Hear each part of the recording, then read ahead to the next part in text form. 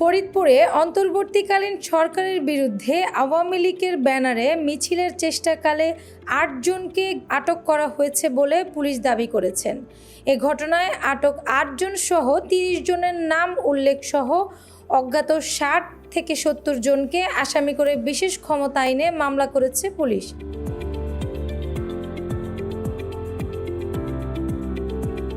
সোমবার সন্ধ্যায় আনুষ্ঠানিকভাবে সাংবাদিকদের আটক ও মামলার তথ্য জানান কোতোয়ালী থানার ভারপ্রাপ্ত কর্মকর্তা মোহাম্মদ আসাদুজ্জামান। এর আগে রোববার দিবাগত গভীর রাতে জেলা সদরের ঢাকা ফরিদপুর মহাসড়কের মাচ্চর ইউনিয়নের চণ্ডীপুর এলাকা থেকে তাদের আটক করা হয়।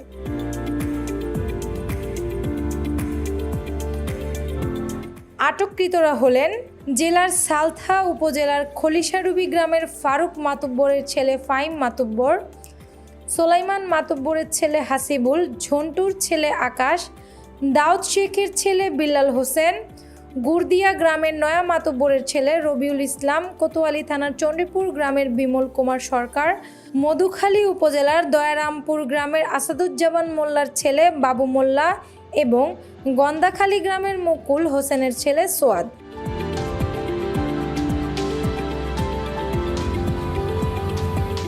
সন্ধ্যা 7:30টার দিকে তাদের সাংবাদিকদের সামনে হাজির করা হয়। এ সময় জেলা আওয়ামী লীগ লেখা সম্বলিত একটি ব্যানারও দেখানো হয়।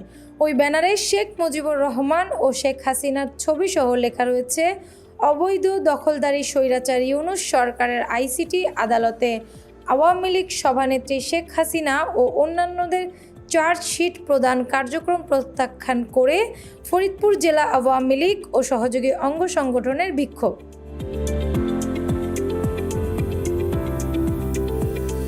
কোতোয়ালী থানার ভারপ্রাপ্ত কর্মকর্তা আসাদুজ্জামান জানান, বর্তমান সরকারের বিরুদ্ধে এবং জনমনে আতঙ্ক সৃষ্টি করার লক্ষ্যে আওয়ামী লীগ ব্যানারে বিক্ষোভ মিছিল করার চেষ্টা করেছিল তারা। এ সময় অনেকেই সেখানে জড়ো হন। তারা রেললাইন সহ মহাসড়কে মিছিল করার প্রস্তুত নিচ্ছিল। গোপন সংবাদের ভিত্তিতে ভোররাতে আটক করে নিয়ে আসা হয়। তাদের নামে মামলা হয়েছে এবং আদালতের মাধ্যমে কারাগারে প্রেরণ করা হবে।